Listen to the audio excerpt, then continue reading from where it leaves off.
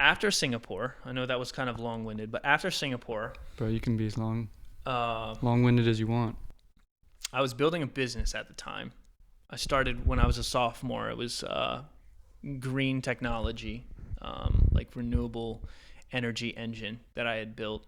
And I moved back to Philly and I didn't have a place to stay. So I used the remaining $3,000 that I had. From Like, the grant from Singapore? yeah, from the grant and Working? from working. Yeah.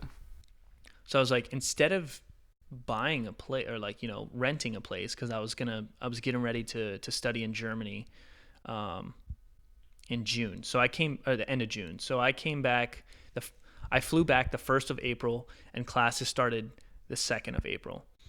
I went home. I got the family van that we had, Yep. and I drove it up to Drexel.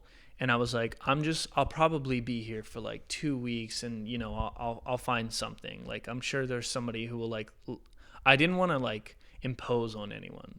So I didn't want to impose on like any college. I don't even know what narrative I had in my head. I was like, oh, maybe I can find like a benefactor, a beneficiary who's going to be like, oh yeah, like you're building this business, like you can stay at my place in the meantime. I don't know what I was thinking, but that's what I was thinking. So so it's like really a long shot, and I started to realize, so at that time I was really like sucked into like this motivation, like hustle hard, like if you just do it, it's just gonna happen culture. Yep. And it sounds amazing. Like I Yep. was listening to like way too much Jim Rohn and Tony Robbins and Les Brown, and I was like, yes, I control my destiny. I can make this happen. And when I was in the car, I had to wake up at 6 every morning because I had 8 a.m.s 3 days a week. And then on the other 2 days, I had 9 a.m.s. So I had to make sure my schedule was the same every single day. I was like keeping super disciplined. And over time, I was just getting worn down, worn down, worn down. So like by the end of the second week, I was like, I'm no closer to finding a place to stay. Yep. And I'm trying to lay low, but like I don't know how much longer I can do this because I still had 10 weeks of school left after that. And my friend Eric was like, yo, you can stay at my place. And I was like, I kind of fell back into that mentality of like, no, you suffered through this.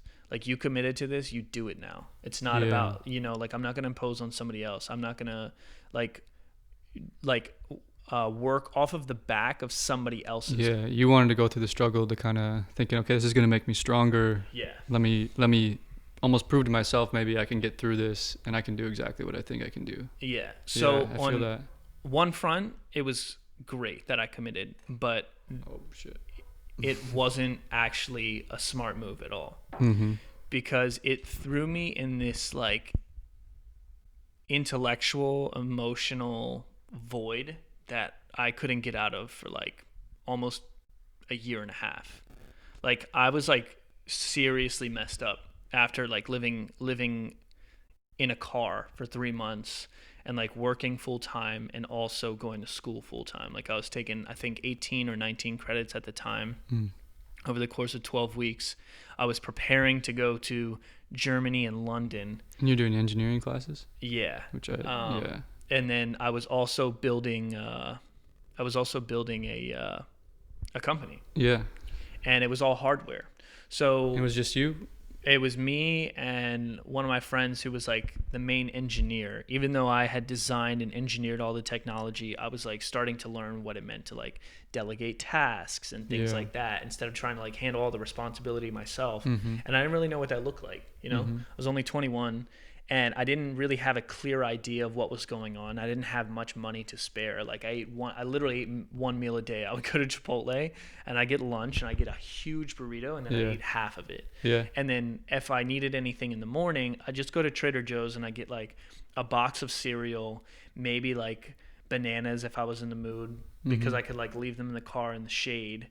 And then instead of like going out and buying Starbucks, I like coffee in the morning, I would get like the cold brew concentrate and then I would put a little bit of it in my blender bottle and then I would pour water in it and I would make it last for as long as I needed to. So I was like really skimping and it sucked, dude, because I would go to the gym in the morning and sometimes it'd be way too crowded and I couldn't, if I needed to take a shower after I Yeah, worked that's what I was out. gonna And ask. if Where'd you shower? yeah, so I'd shower in the gym every morning, and if I couldn't get in the shower, like if the line was too long, then A I'd be shower. late for my first class if I took a shower. So some days I would have to wait and I'd have to go back and shower, which would throw my entire day off because Yeah. I was like so strict with the timing of everything. Trying to keep So it consistent. really started to mess me up, and I started to realize like all of my friends who I don't want to say said that they were my friends, but acted like my friends were nowhere to be found when I was like in this really, really tough time. So a lot of people,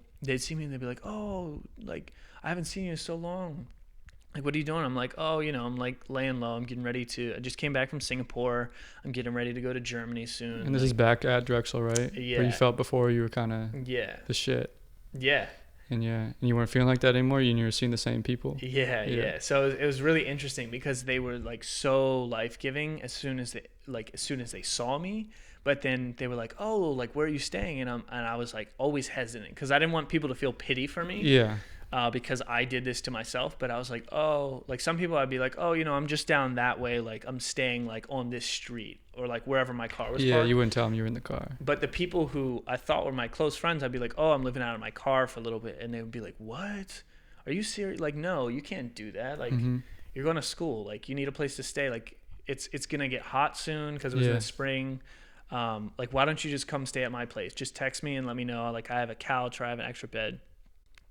And Eric let me stay at his place one night. It was too hot. Another night, on the other nights it was too hot, I would go into the building that I used to work at, like a residential building, and I'd go because I knew everyone in the building. I'd go into the loft and I'd sleep in a chair at night. Yeah. And then, like one of the like most memorable random acts of kindness anyone ever did, there was a girl who I was good friends with, and she was moving out. It was like almost into the term. I think I had like a week left, and it was way too hot to sleep in the car. And I didn't want to go all the way back on the other side of campus to like sleep in a chair. I was like, I have a final tomorrow. Like, I really need to get some rest. She was like, I'm sorry, but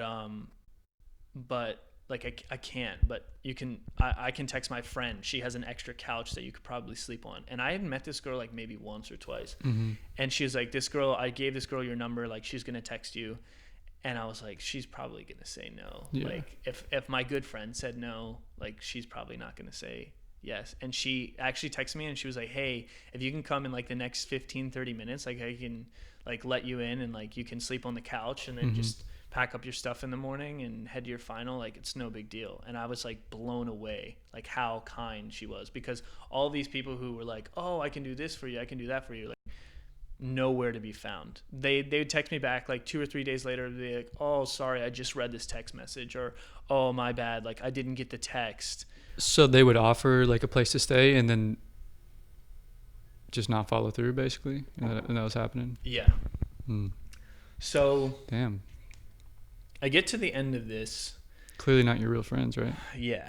And I got bitter at first, but what I realized in time was that I was changing. Yeah. And part of the reason I was scared to go back to school was because like I had this really kind of terrifying encounter with God. And I was just like, I just don't feel like I'm the same person anymore.